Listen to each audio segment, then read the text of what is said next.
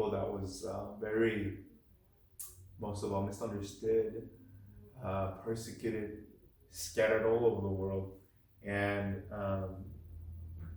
basically study gave them knowledge, gave them power, gave them a sense of continuity, and they preserved their Hebrew language remarkably. And their understanding of their history and their culture all came from religious education. And that's how they passed on. And some cultures I mentioned, they have, when they don't have a written language, they have ways of passing on their their faith, their understanding of knowledge to the next generation. And some cultures I mentioned last week that they have forms of maybe dancing, very understanding of. I think I mentioned that 2 weeks ago, where there's different kinds of learning. Sometimes people learn visually, so there's cave paintings and pictures that tell them this religious idea of education that passes on through pictures. Hieroglyphics are one of them. So Egyptian religion was passed down by a language that is basically pictures that passed on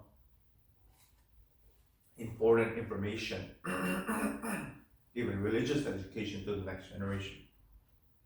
In some cultures where they didn't have anything to write or draw, they had these dances that they would do in their tribe that would pass down a story. That has to be more kinetic. It's a kinetic way of learning, right?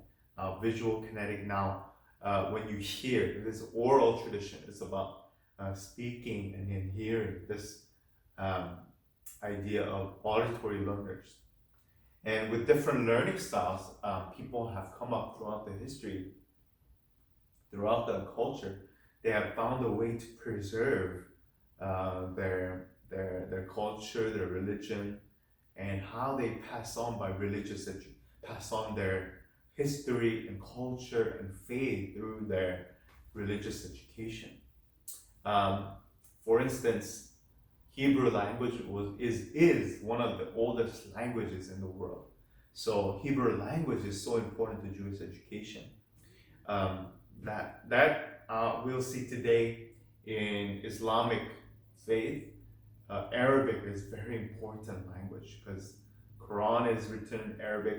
All the prayers are said in Arabic. It's about the reading of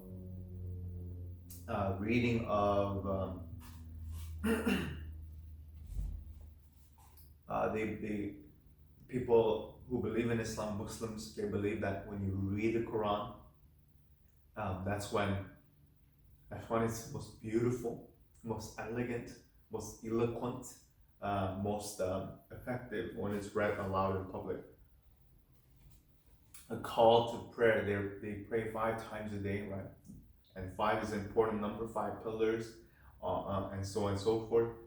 And therefore, when you hear the Islamic prayer call to prayer, it's said in Arabic.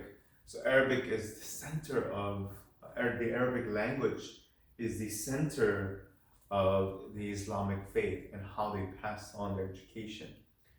So language is very important. Even more important than Christianity, because Christianity has had so much translations in its text. And again, that's one of the criticisms of Islam and maybe Judaism to Christianity, and that it doesn't have a consistency of language because the Bible and the Christian Bible, Old Testament, New Testament, is written in mainly 3 languages: Greek, parts of it in Aramaic, and Hebrew.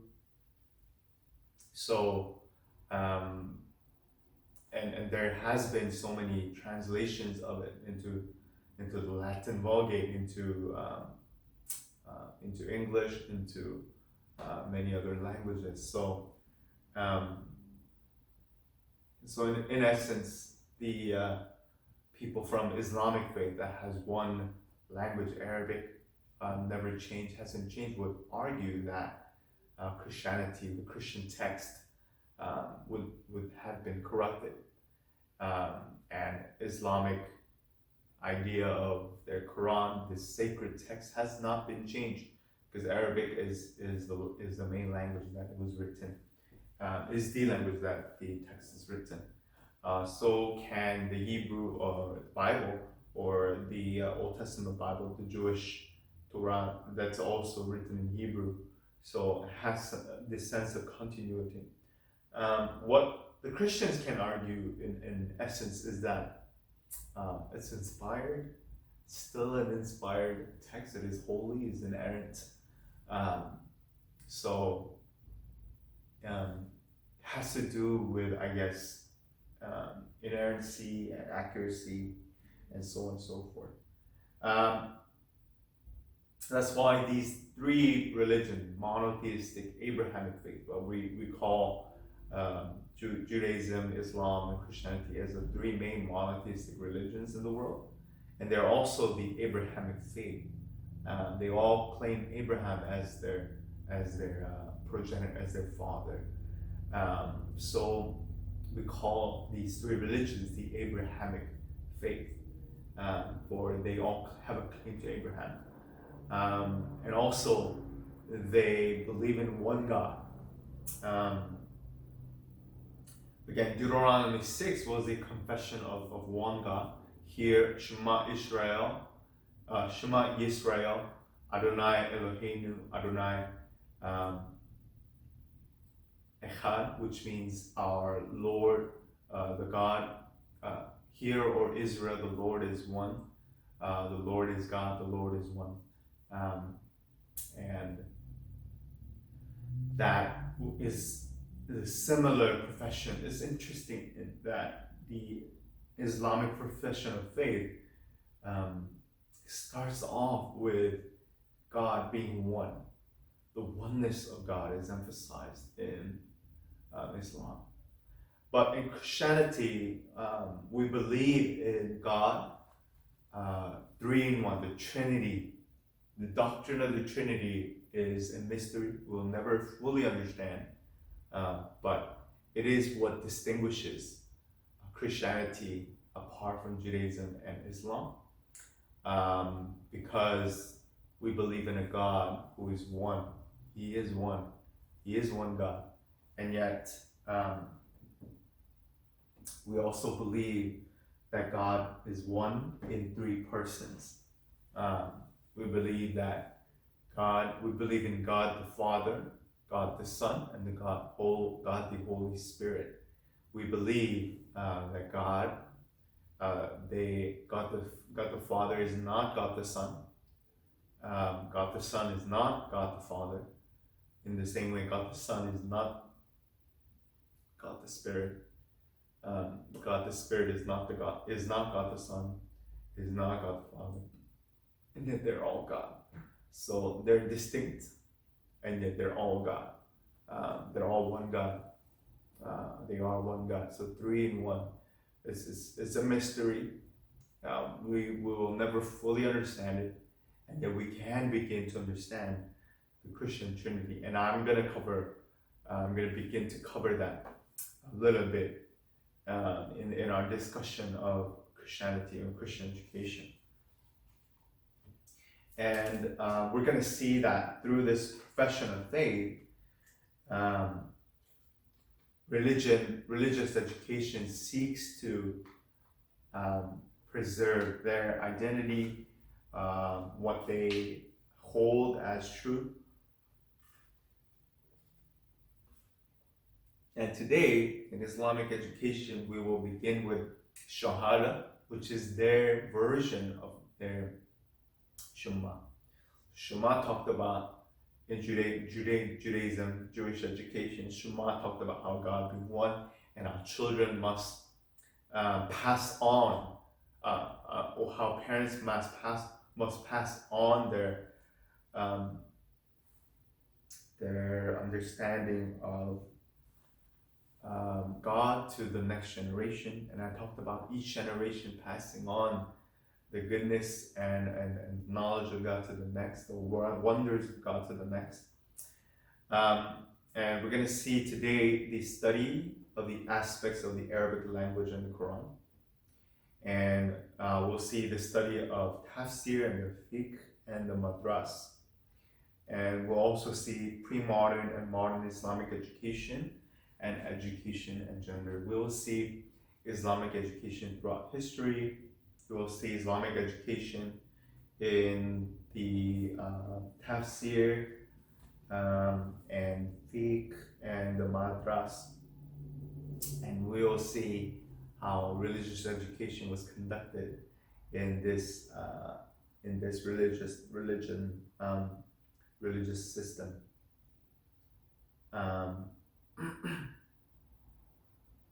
Yeah, and we're gonna listen to a recording of the Islamic confession.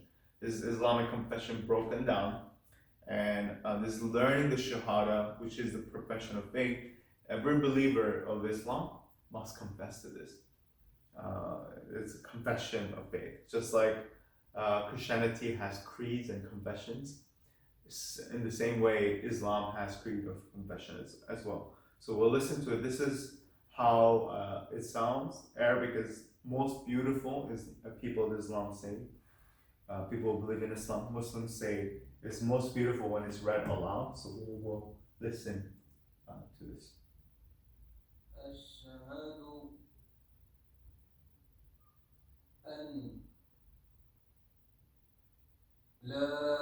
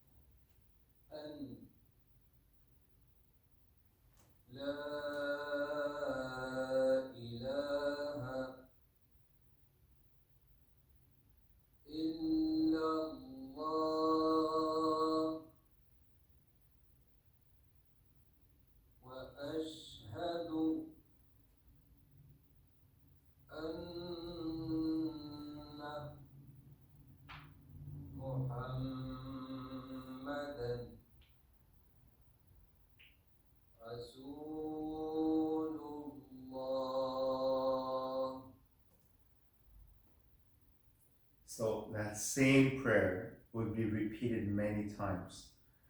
There is no God but Allah. There's only one God, and Muhammad is his messenger. This idea would be repeated many, many, many times.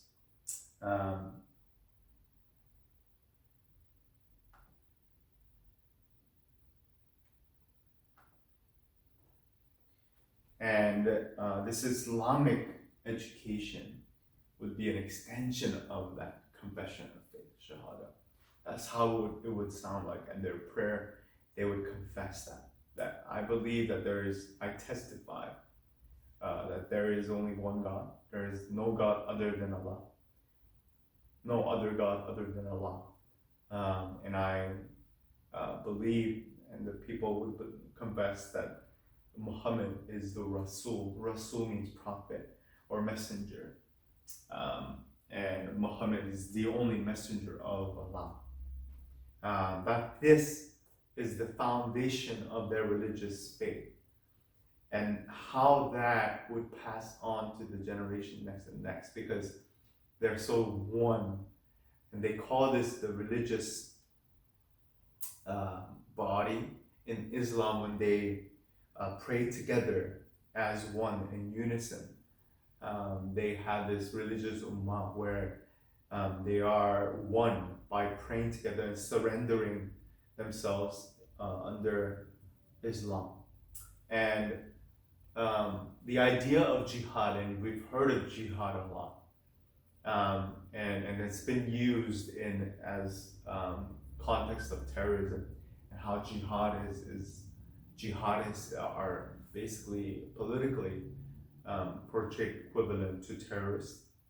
But jihad actually means surrender. Surrender to, well, this is what Islam believes. Jihad means surrender to Quran. And the reason why I mentioned this is that they would educate that every Islamic believer has their own jihad. They believe that they truly believe that it's when they surrender to God, the one God, when they surrender to Allah, that's when they truly begin their quest of Quran.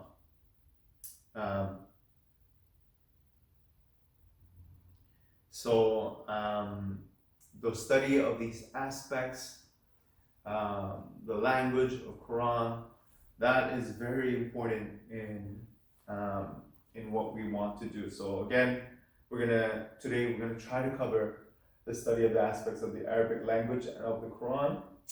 Secondly, the study of the tafsir and the fiqh and the madras, pre-modern, modern Islamic education and education and gender. Hopefully we can cover these three things today. So Islamic education is interesting. I'm going to try to read some verses of the Quran and explain to you what they mean, hopefully, and what they talk about education. So as you can see, Islamic education has been around for a long time, and Islamic education educates children at a young age, similar to Torah school, similar to the Jewish people. Islamic education, they believe it begins by recitation, by reciting the word of the Quran, the words of the Quran. They first, sometimes I remember this because I grew up in an Islamic country, Muslim country, and they would go to these Islamic schools, which was always near a mosque, masjid, they would call a mosque, and they would go to a mosque, and they would learn from this learned scholar. And these imams, which were basically the Islamic clerics, these imams would have a deeper understanding of Arabic. They would have been educated in a Arabic-speaking Islamic nation, and they would come as missionaries, imam missionaries, or imam scholars, and they would come to this idea of a pretty much like a synagogue. So their understanding of mosque was that everything was centered around the mosque, because they would come 5 times a day to pray at the mosque, especially on Friday, which is their Sunday service. So they would gather, and their lives would be centered around the mosque. They would all have these ablution rituals, washing of their hands and washing of their ears and back of their necks and hands and feet and so on and so forth, and the face as well. So they would have these ceremonial washings.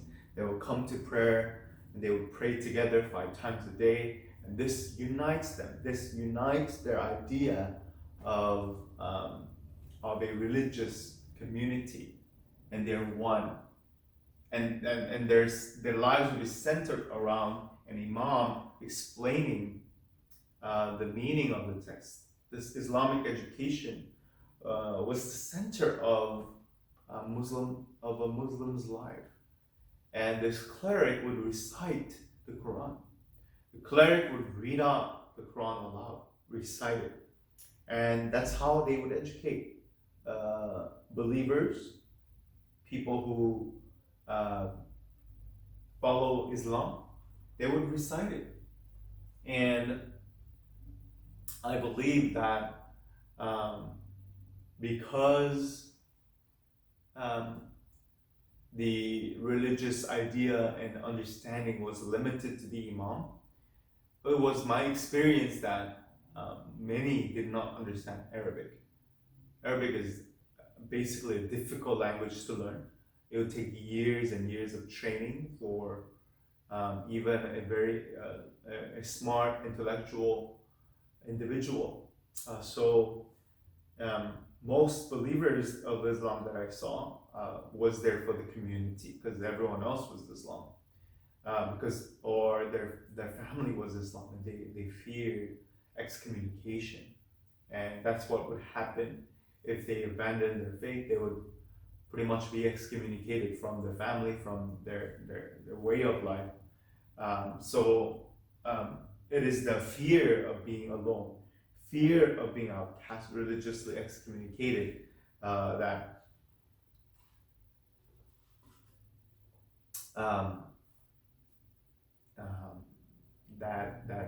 basically had believers be Islam, staying in the idea, the cultural center of that religion.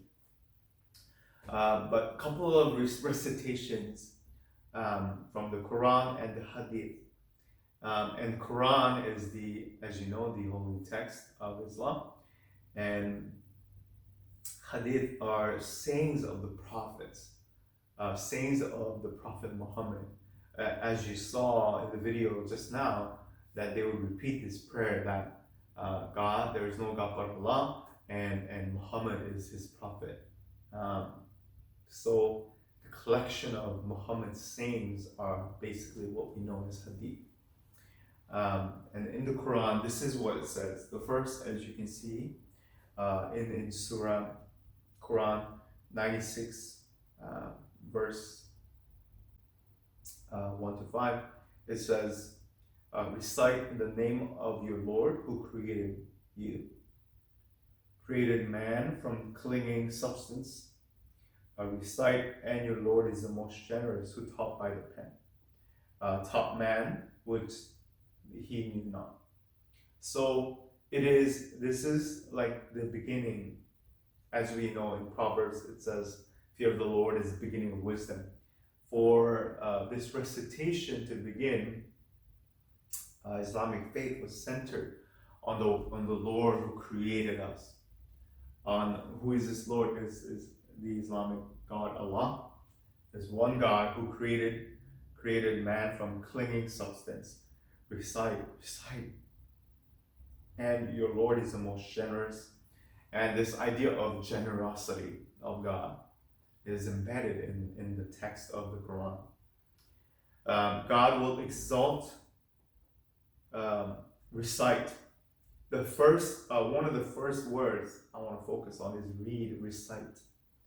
Remember that read was first instruction of the Lord, and this is how imams would educate. See, the first word is to read. And I mentioned about how all these Islamic faiths, Abrahamic faith, Islamic faith, Jewish faith, Christian faith, is read. And Saint Augustine in Christianity said, when he was going through a conversion experience, he would hear a voice say, pick up and read, pick up and read. Faith comes from belief. Faith comes from hearing it. And when you read it, you are basically, what you're doing is making yourself listen and hear, right? By reciting it, you are saying it with your mouth, and your eyes are following, your eyes are reading it, and when you read it aloud, recite it and read it. Recite meaning read it aloud, and recite in the name of the Lord who created you, created man. And this is from Surah 96, 1 to 5, Surah Al-Alaq. When you read this out loud, you are reading to yourself. You are basically saying, listen to what I'm reading. Listen, my soul, to what I'm reading. And the first command, one of the first commands of the Quran is to read. Pick up and read the Quran. And read is the first instruction of your Lord, of Allah. Islamic education thus begins from reading the Quran and closely monitoring and learning to understand, yearning to understand what it means. So this recitation of not only the confession of faith, but also the verses of the Quran were important in understanding and learning the education of Islam. Surah 58:11, it says, God will exalt those of you who believe and those who have knowledge to high degrees. Let me say it again. Allah will exalt in rank those of you who believe and those of you who have knowledge. And Surah 58:11 goes on by saying Allah is aware of all that you do. He is aware of all that we do. Again, this idea of lofty knowledge, and if you have this knowledge, God will exalt you. Allah will exalt those of you who believe. Who believe in what? Because the confession, right? I testify, I witness that Allah is the only one God and Muhammad is a messenger. This confession, when they confess this over and over again, they believe that. And those who have knowledge in high degrees, God knows and all, sees all, and would basically would bless and elevate this person to their highest degree. Again, this is interesting, very similar to some Christian ideas, where in James it says, if any of you lacks wisdom, ask God and He will grant that wisdom to you. Similar to wisdom, knowledge and learning is very important in the idea of Islam. In the Quran, Surah 114, it says, O my Lord, increase me in knowledge. Increase me in knowledge in the Quran 20. It basically is asking the Lord to increase my knowledge, increase my statutes before you, increase my knowledge. It's asking Allah for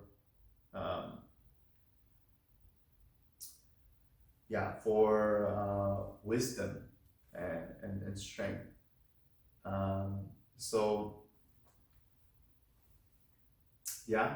Increase me in my knowledge as God. And this, the best among you is one who learns the Quran and teaches it. This is an extension of, I guess, Islamic knowledge. The best among you is who learns the Quran by himself and teaches it. So this is an understanding of Islam, Islamic education, to keep passing on that knowledge. Yeah.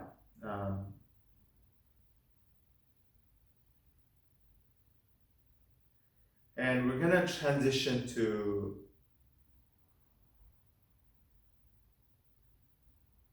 the sayings of the prophet.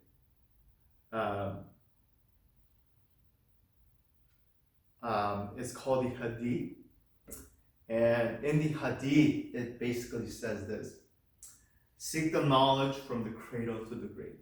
When you begin by when you open your eyes, when you start learning how to say words, the knowledge learning process, the knowledge you're acquiring process, right? To seek to acquire knowledge from the cradle to the grave. Basically, what the Hadith is saying, the Prophet is saying, is that life can be summarized as the acquiring of seeking of knowledge from the cradle, which is when you're an infant, to the grave until you die. Knowledge is a lifelong process. Gaining of knowledge is a lifelong process, and education, religious education, does not stop when you reach a certain age. Religious education was the center of Islamic faith, in that it started from birth until death. So this was very important. Prophet Muhammad. And as you can see a little bit, I'll mention this a little bit more, but Prophet Muhammad, PBUH, that is always his, I guess, mentioned after his name. PBUH just stands for peace be upon him. That's always when Islam, when Muslims address Muhammad, they will always say peace be upon him after mentioning his name. And the Holy Prophet Muhammad said, seek knowledge even as far as China. So you know how knowledge was very important in the sayings of the Prophet.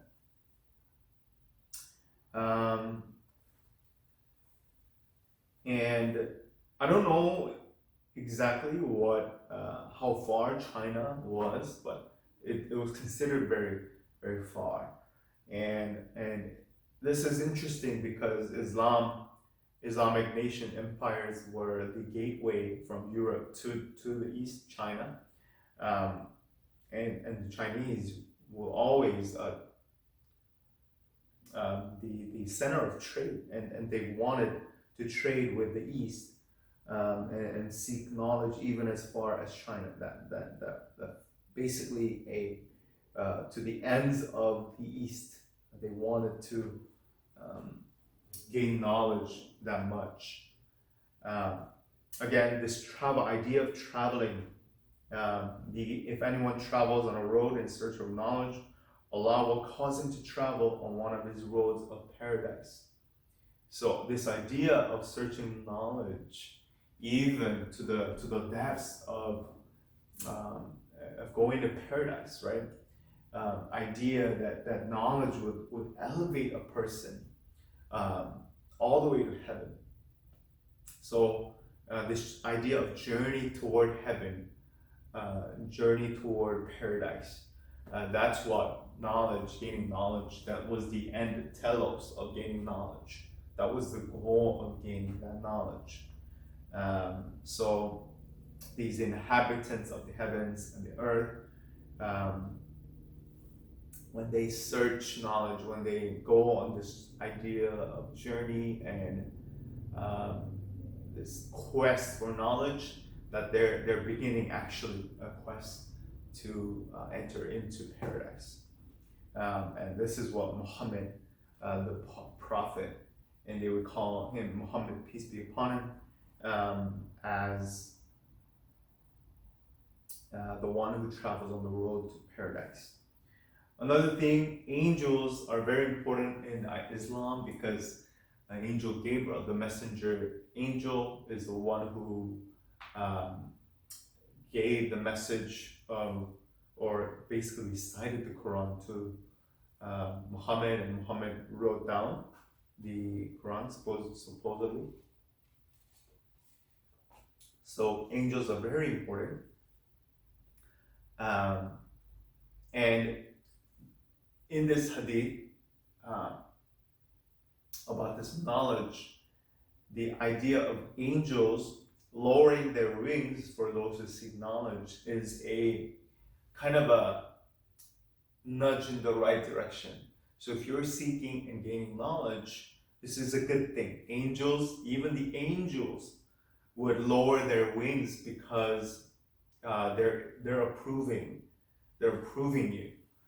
They're in approval of this thing. They in their great pleasure, they would lower their wings. This seeking of knowledge was something that was honorable, that was greatly, it pleased the angels.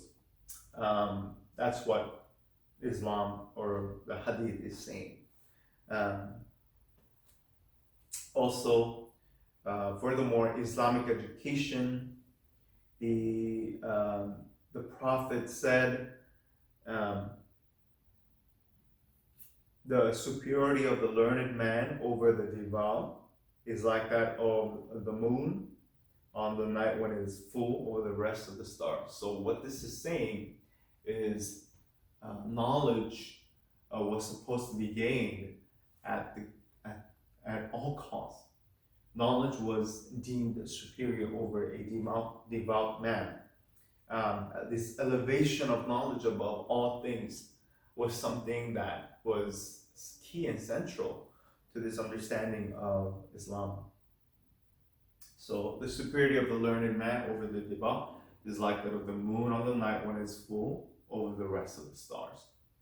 Another interesting thing, moon is very important with the faith, Islamic faith, because as you know, the symbol of interesting symbol of Islam is the crescent moon. They always have that crescent moon. Sometimes in the Islamic country flags, Turkey has a crescent moon. I think maybe Pakistan has a crescent moon on their flag. And on top of the mosque, they always have a crescent moon. This moon is very important to Islamic faith, and always you will see a crescent moon in Islamic pictures that relate to Islamic faith. Again, the Jewish symbol is the Star of David, Jewish star, and it's interesting how this hadith says the superiority of the learned man over the diva is like that of the moon on the night when it's full moon over the rest of the stars. So, well, you know, the star is kind of I don't know if this is a kind of a subjugate or subordination of the Jewish people with people of the stars. I don't know, but this hadith supposedly says the moon over the stars. I guess, you know, you could go on to say that this means just moon and stars, but the learned knowledge man, that's what the people of Islam who believe in Islam, Muslims, wanted to see most in their religious education. And again, the symbol of Christians are the cross, the Ikhtish, which basically spelled out God's son's name, Jesus' name. So this idea of cross and Jesus' fish, this symbols, very important in this idea of these three faiths. So the moon, that's what Islamic education had about moon stars. And they even went for, even more importantly, they equated those scholars, Islamic scholars, as the inheritors of the prophets.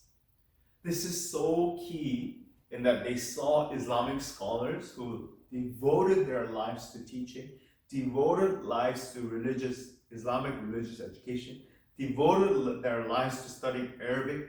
They called this ulama, the scholars, as the inheritors of the prophets. And in Islamic religion, Prophet Muhammad is the utmost figure that everyone strives to be like. It almost, if you say something about Allah, you'll be forgiven. But if you say something about the Prophet Muhammad, is very hard to see some kind of forgiveness. It's really interesting how the Prophet is held in such a high esteem. They think Muhammad is a superstar. So if you say something about against the Prophet, the whole Islamic faith gets very angry. On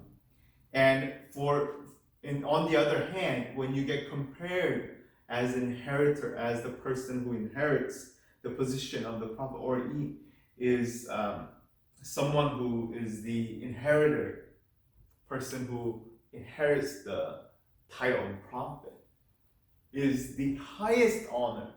So for scholars, that is the reason why imams, religious imams, the Islamic clerics, they were scholars. They were first and foremost the scholars of the Quran.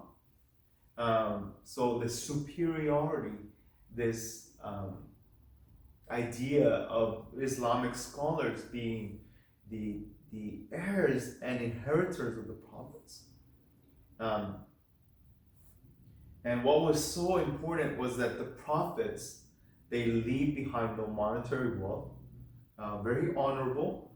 They leave only knowledge. They leave only knowledge. The prophets, they leave no monetary wealth. They don't leave any possession behind. They don't leave anything behind. They only leave behind knowledge.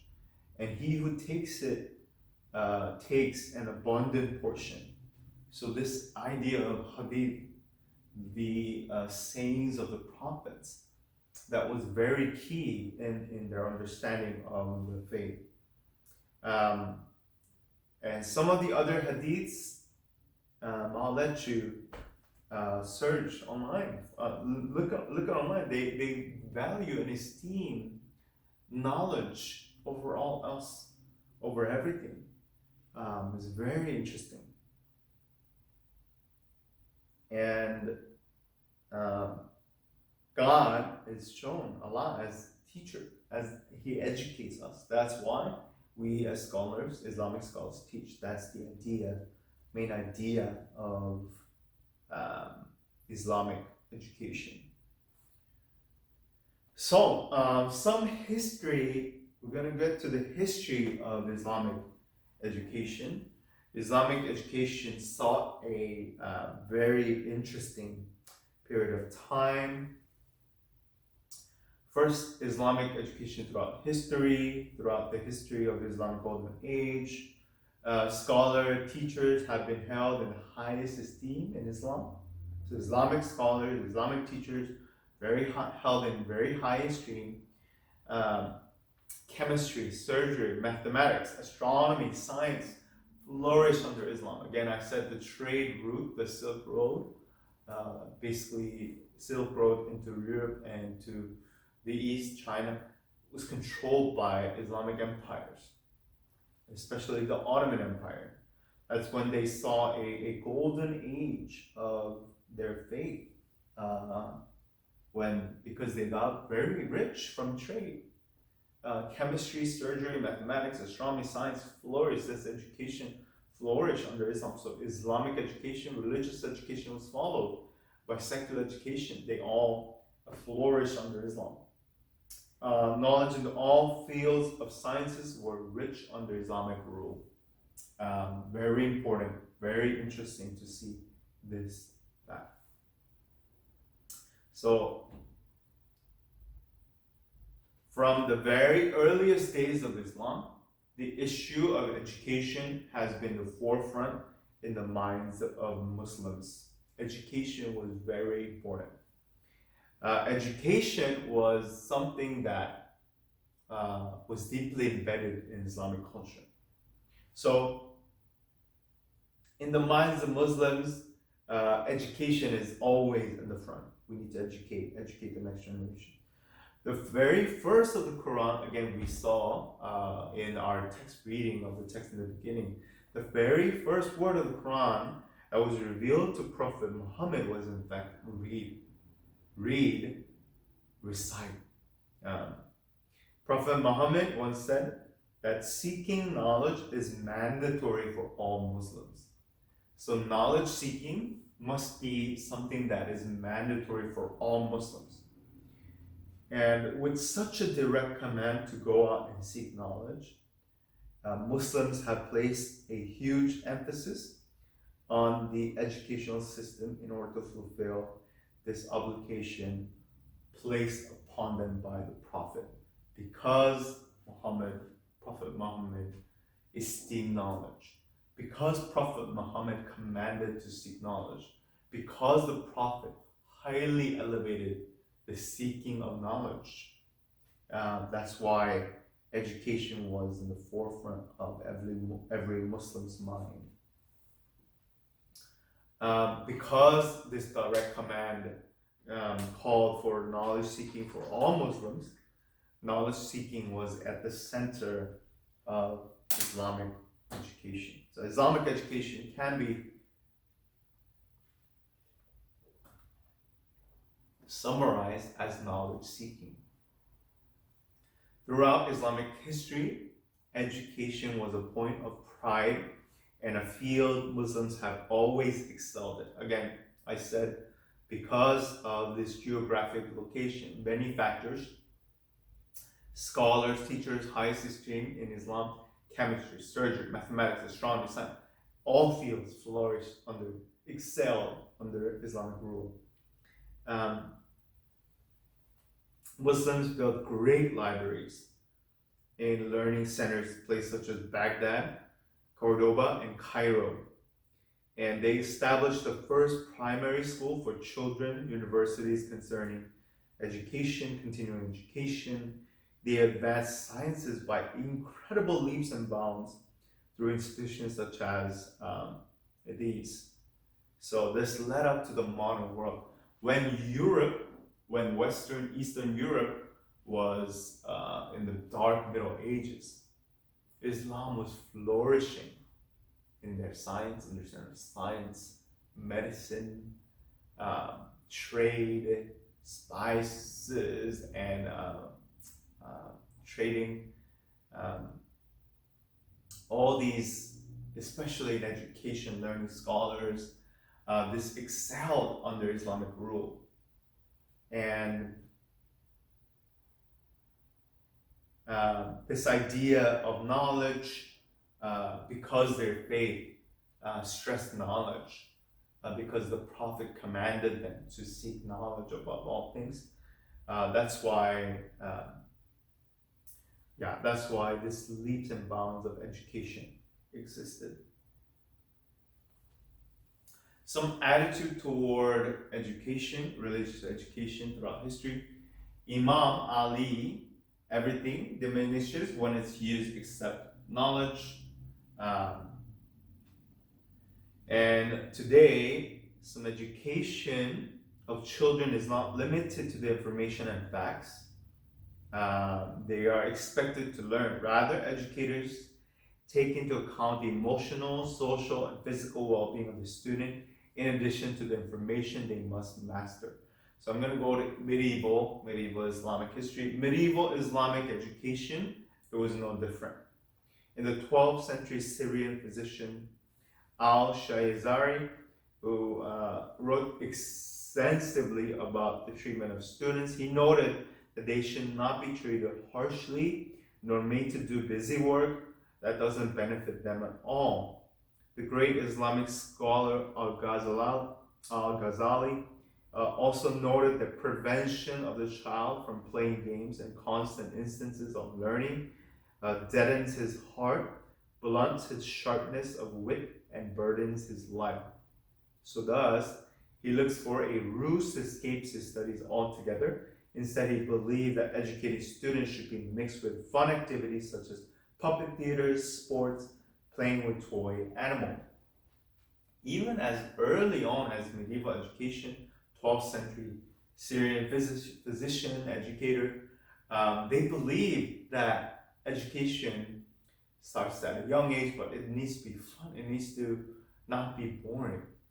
While medieval education in much of Europe happened in monasteries, and in such a feudal society, a feudal idea of having a landlord and this serfdom, whereas there are servants and basically there's ranks, and you can never escape these ranks. If your father's servant, you're a servant, and so on and so forth.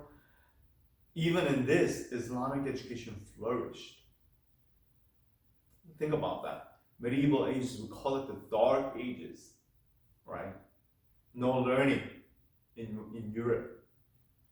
But in Islamic countries, learning began even at a young age. Knowledge was something that was taught to children even. That's, I think, amazing if you think this is the Middle Ages, the medieval Islamic education. Puppet theater, I want to mention a little bit about that. Indonesia has a lot of puppet theater. Indonesia is a Muslim country, and they have puppets, and they tell a story to pass down their faith and their culture to the next generation. And the idea that puppet theater conveys something larger than in itself. This education happened in a very fun way, even as a puppet. And sometimes these days, religious education is best often told through a puppet master, through a puppeteering of basically puppets show a simplified and a childlike version of the story. So it basically concentrates the meaning so even a child can understand, but have profound implications of its meaning of education. So understanding that that these stories can be commonly understood, even a child can understand, but it has profound meanings, profound implications, profound educational value. That in itself is something that has Islamic education that contributes to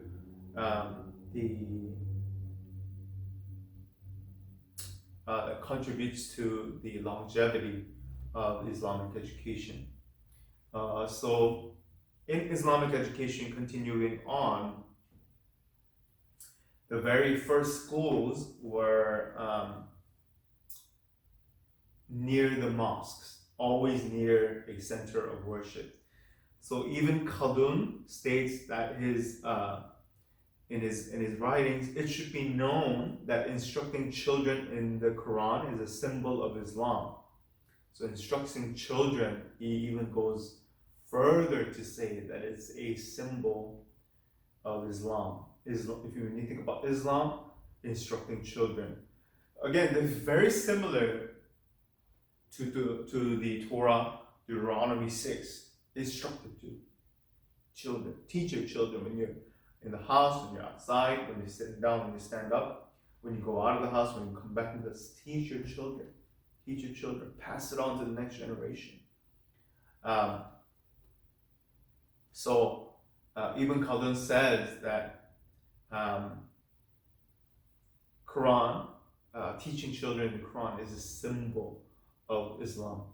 Muslims have and practice such instruction in all their cities, not just in one, but all their cities. This was a common practice to teach their children. Unseeing in Christianity at that time, because it imbues hearts with firm belief in Islam and its articles of faith, which are derived from the verses of the Quran and certain prophetic traditions. Very important. Ibn Khaldun believed that teaching to the next generation was mandatory. Teaching to the children was a symbol of Islam. And that the Islamic articles of faith, Islamic firm beliefs came from that education. The very first educational institutions of the Islamic world were quite informal. So mosques were used as meeting place. Again, every religious, not just religious life, but the life itself was focused around a mosque. The people would come to pray in a mosque very like this one, very much like the one in the picture. They would come to the mosque 5 times a day to pray. And when they would come, they use these meeting places, these mosques, as a gathering place where people would meet and gather around the learned scholar and attend his lectures. It was very lecture way, a way of reciting the Quran, instructing them what the Quran said, giving them the instruction to live out how to in such a way. And this learned scholar who attends his lectures, these people who would hear and listen to the scholar would then educate that to their own family, to their children. Read books with him and her, so they would be again separated to gender, but with this scholar they would read books and gain knowledge. Gain knowledge is key. This is the key word, gain knowledge. Some of the greatest scholars of Islam learned in such a way. So scholars learn in such a way. Again, scholars would have their scholar teachers. The scholar teacher would have their teachers, teacher of teachers, and so on and so forth. So scholars taught their students in this way as well. All 4 founders of the Muslim schools of law, Imams Abu Hanifa, Malik, Shafi'i, and Ibn Hanbal, gained their immense knowledge by sitting gatherings with other scholars, usually in the mosque, to discuss and learn Islamic law. Scholars themselves would discuss their Islamic law within themselves. So this discussion, gathering of the ummah, this religious body, gathering as one and sitting down across the mosque, in the mosque, listening and attending lectures. This was key in sharing knowledge, in learning, gaining knowledge, reading it, understanding it. This was central to Islamic education. Some schools throughout the Muslim world continue this tradition of informal education. So at the three holiest sites of Islam, the Mecca, Masjid al-Nawawi of Medina, and Masjid al-Aqsa in Jerusalem. So very important sites. Mecca, which is what you see on TV. The Haram in Mecca is Mecca, where you see a big black rock, and people circle it. It's the Mecca.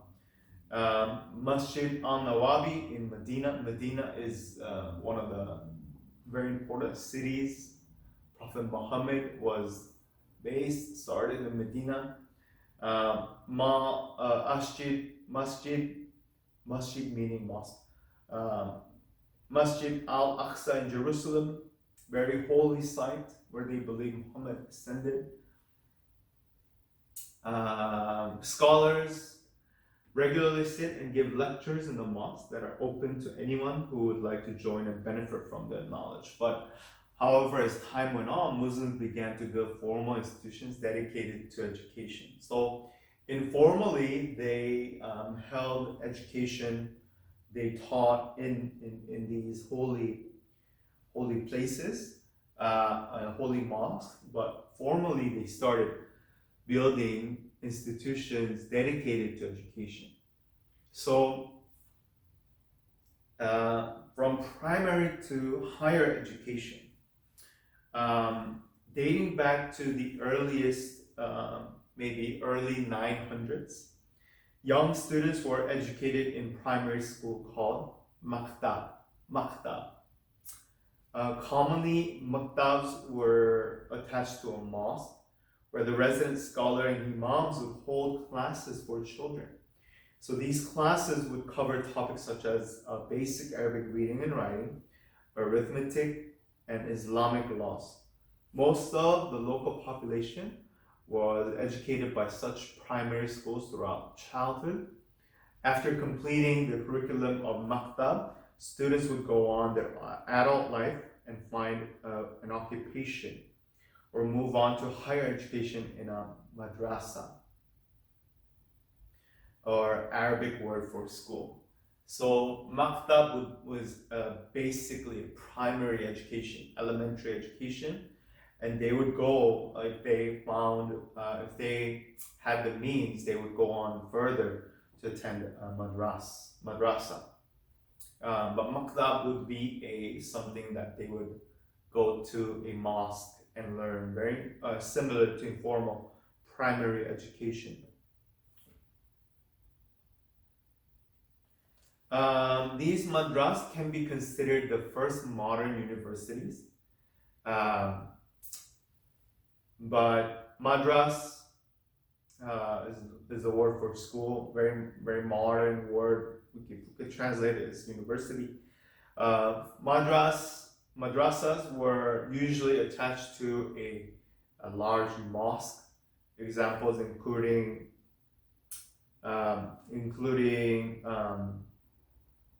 Al-Azhar University in Cairo, Egypt, founded in 970, not 1970, 970, 1,000 years, sometimes 1,000 years before some university, they already had university. And Al-Qarawiyyin in Fez, Morocco, it founded in 859, very early. Later, numerous madrasas were established across the Muslim world by great Seljuk vizier Nizam Ammuk. At madrasa, students would be educated further in religious sciences, Arabic, secular studies such as medicine, mathematics, astronomy, history, geography, among many other topics. In the 1100s, there were 75 madrasas in Cairo, 51 in Damascus, 44 in Aleppo. There were hundreds more in Muslim Spain at this time as well. So, very important madrasas, universities. So the modern universities were in fact, they began in the idea of this Islamic learning. They didn't just teach Islamic education.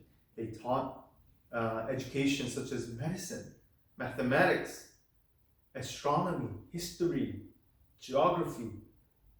The education was rich. This equipped an individual far beyond any of Western Europe or European education.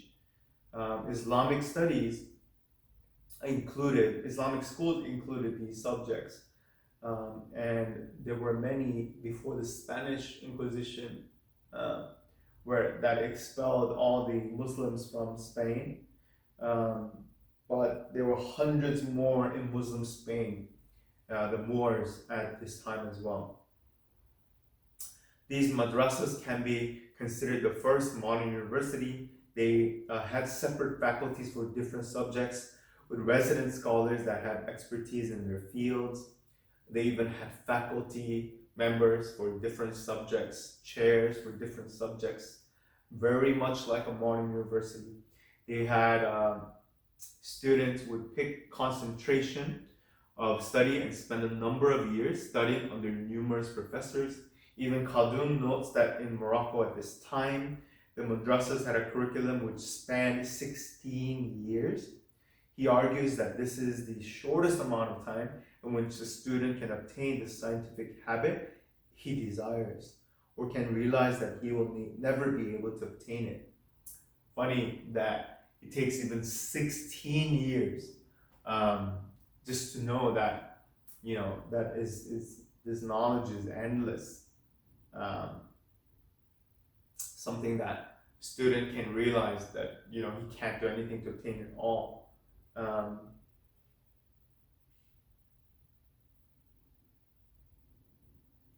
So when a student completed their course of study, they will be granted a ijazah, which is a license certifying that they have completed kind of a degree. They have completed a program qualified to teach as well.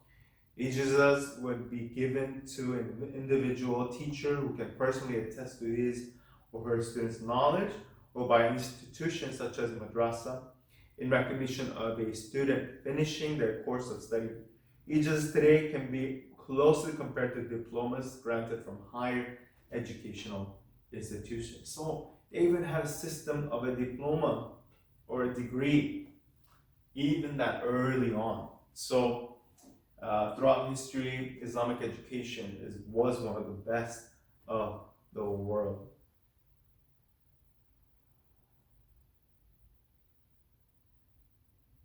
Islamic education throughout history, the tradition of the madrasas and other classical forms of Islamic education continues until today. Although in a much more diminished form, the defining factor for this was the encroachment of European powers on Muslim lands throughout the 1800s. As European conquerors came in the 1800s, the education diminished. In the Ottoman Empire, for example, French secularists advised to the sultans to advocate a complete reform of their educational system, to remove religions from the curriculum, only teach secular sciences. Public schools thus began to teach a European curriculum based on European books in place of the traditional fields of knowledge that had been taught for hundreds of years. Although Islamic madrasas continues to exist, without government support, they had lost much of their relevance in the modern Muslim world. Sadly, with European powers dominating Europe and the Mediterranean, educational systems such as madrasas were lost and lost their meaning. Today, much of the former Ottoman Empire still runs education along European lines. For example, that you are allowed to major in a university level depends on how you do on a certain standardized test at the end of your high school career. If you obtain the highest possible grades on the test, you can study sciences such as medicine or engineering. If one scores on the lower end of the spectrum, they're only allowed to study topics such as Islamic sciences and education. Despite the new systems in place in much of the Muslim world, traditional education still survives. Universities such as El Azhar, Al-Karoui, Darul Uloom in Deoband, India continues to offer traditional curricula as bring together Islamic and secular sciences. Such an intellectual tradition rooted in the great institutions, universities of the past precedes some of the great scholars of Islamic history and continues to spread the message and knowledge to the masses. Some traditional education still exists, and I named so and so forth. The Arabic language, very important. Quran, written in the Arabic language, was something that that is unchanged throughout the centuries, after Quran was written. The Arabic language facts, we can know that the language of Allah, Muhammad, is spoken by over 200 million people in 20 countries from Africa to the Middle East. Muslims in the world revere Arabic as the holy language, the language of the Holy Quran. The Holy Quran has preserved Arabic in its purest form in the eyes of Muslims, describing itself a clear Arabic book. Modern Standard Arabic MSA is the official language throughout the Arab world, and it is written form. is relatively consistent across national boundaries. MSA is used, modern standard Arabic is used in official documents, in educational settings, and for communication between Arabs of different nationalities. However, spoken forms of Arabic vary widely. Each Arab country has its own dialect. Dialects are spoken in most informal settings, such as at home with friends while shopping. Of all spoken dialects, Egyptian Arabic is the most widely understood due primarily to Egypt's role as a major producer of movies, TV programs in the Arab world. Being one of the quirkiest in the world, actual script reads from right to left with an alphabet containing 28 consonants. There are various types of Arabic script, some more intricate than the other. Best known are Kufic and Tulu. Arabic script has been used for decorative purposes all across Muslim world in mosques, houses, and buildings. This is possible as the writing flows beautifully in stylized fashion. Today, words of Arabic origin can be found in some European languages such as Portuguese, Spanish, due to periods of Arab reign in those countries. English words of Arabic origin include zero, algebra, alcohol, mosque, tariff, alcove, magazine, elixir, sultan, and cotton. Overall, Arabic translation services play an important role in today's world. All these words, wow, zero, algebra, alcohol, mosques, tariff, alcove, magazine, elixir, sultan, cotton, they're all from Arabic. Very interesting. Roots of Arabic language. Arabic descended from a language known as the Proto-Semitic language. This relationship places Arabic firmly in the Afro-Asiatic group of world languages. Going further into the relationship between Arabic and other Semitic languages, modern Arabic is considered to be part of the Arabo-Canaanite sub-branch of the central group of Western Semitic languages. Modern Arabic is uncommon language because it is characterized by what is called diglossia, which means that modern Arabic is really almost two languages. Modern Standard Arabic and Colloquial Arabic. Modern Standard Arabic is used in reading, writing, and high register speech. It is descended from the classical language of the Quran, and in the view of all Arabs, the pure Arabic. However, modern Standard Arabic is a learned language and is no one's mother tongue. In fact, all Arabs grow up learning the second or colloquial language. Arab colloquial dialects are generally only spoken languages. Arabs use colloquial language in all their daily interactions, but when they encounter a language situation calling for greater formality, MSA, Modern Standard Arabic, is the medium of choice. Standard Arabic is more or less the same throughout the Arabic world, and where there are wide differences between various colloquial dialects. In fact, some of the differences are so large, many dialects are mutually unintelligible, so you can't really understand even dialects. There's so many dialects of Arabic. But the MSA, Modern Standard Arabic, is the go-to when you want to come to a formal setting.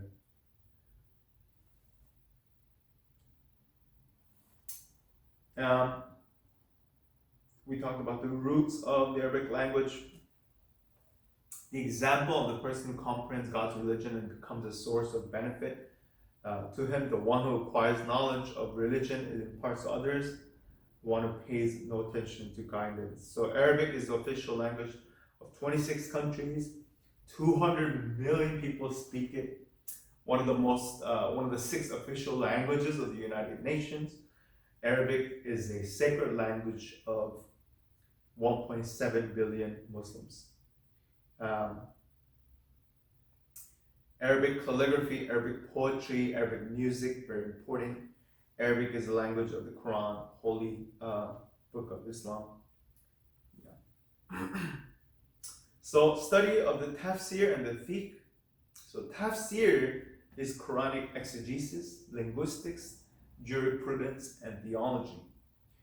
Fiqh is the human understanding and practices of the Sharia. Sharia being Islamic law. Sharia law, you've heard a lot of Sharia law. Quran and Sunnah, the teachings and practices of the Muhammad. Sunnah could be the hadith, the sayings of the Prophet. Madrasa is the educational institution, secular or religious. And I'm going to talk about pre-modern, modern Islamic education, and gender. Education is not only the right, but the duty of every Muslim, male or female. It's the duty. It's not just the right, but it's the duty of every male and female. The best gift of a father to child is education and upbringing. So when a minna dies, nothing lives on after him except three things: continuing charity, knowledge he imparted that he can benefit others, O pious child who prays for him.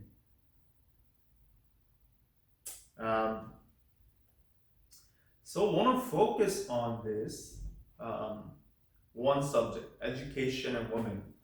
And after this, I'm going to try to conclude and wrap up what we learned today. Throughout Islamic history, educating women has been a high priority. Contrary to some beliefs. Women were not seen as incapable of attaining knowledge, nor being able to teach others themselves. The precedent of this was with Prophet Muhammad's own wife Aisha, who was one of the leading scholars of her time and was known as a teacher of many people in Medina after the Prophet's death. Later, Islamic history also shows the influence of a woman. Women throughout the Muslim world were able to attend lectures in mosques, attend madrasas, and in many cases were teachers themselves. For example, 12th century scholar Ibn Asakir, the most famous for his book of the history of Damascus, traveled extensively in search of knowledge and studied under 80 different female teachers. Women also played a major role as supporters of the education. First formal madrasa of the Muslim world, the University of Al-Qarawiyyin in Fez, was established in 859 by a wealthy merchant by the name of Fatima al-Fihri. The Abbasid Caliph Harun al-Rashid's wife, Zubaydah, personally funded and many construction projects for her mosques, roads, and wells in the Hijaz, which greatly benefit the many students who travel through these areas. The wife of Ottoman Sultan Suleiman, the Hurram Sultan, endowed numerous madras in addition to other charitable works such as hospitals, public baths, and soup kitchens. During the Ubayyid period of Damascus, 1174 to 1260, 26 religious endowments, including madrasas, mosques, and religious monuments, were built by women. Unlike Europe in the Middle Ages, and even up until the 1800s, 1900s, women played a major role in Islamic education. In fact, it was the dark times for women education, like Western Europe. So in comparison to that time, Muslim Islamic women had more education, had more rights. Women played a major role in Islamic education in the past 1400 years, rather than being seen as second-class citizens. Women played a more active role in public life, particularly in the field of education. So if you look at throughout history, not the things that we see in the news, like the oppression of women, by forcing them to wear like a burqa or things like that. If we see the history, for 1400 years, Western Europe subjugated women more, condescended women more. Women played an active role in education. Women were teachers. Women were educators in Islamic kingdoms, Islamic societies. Yes, considering that the time period women still is far undervalued at that time historically, but women did play a major role in Islamic education in that time. So it's very important to not just pass over all these facts, but actually understand this did happen with Islam. So today we're just gonna review what we learned and then wrap up. We believe we covered 3 things today, 4 things actually. First, history of Islam. Second, study of the aspects of the Arabic language and the Quran. Study of the tafsir and the fiqh and the madras.